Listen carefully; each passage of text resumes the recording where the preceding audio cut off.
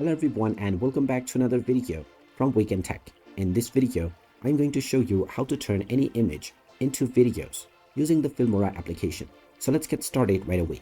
First of all, open up the Filmora app on your device and you may either create a new project or open up any of your old ones from the draft. But if you wish to use image to video option, then you can tap on image to video right within the homepage.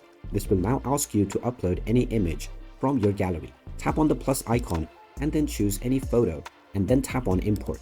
Now within the description box, you can simply type in what action you want this person to do. After entering your description for what you desire to see, you can tap on the generate option.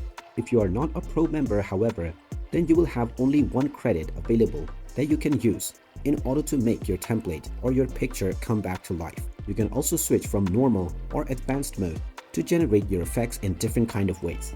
After proceeding forward with the generate button, it will take some time and your photo will be brought back to life based on your description right away.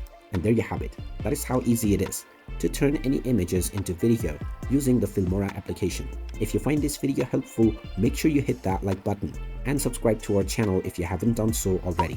Also ring that notification bell to never miss another update from us. Thank you for watching and I will see you again in the next video.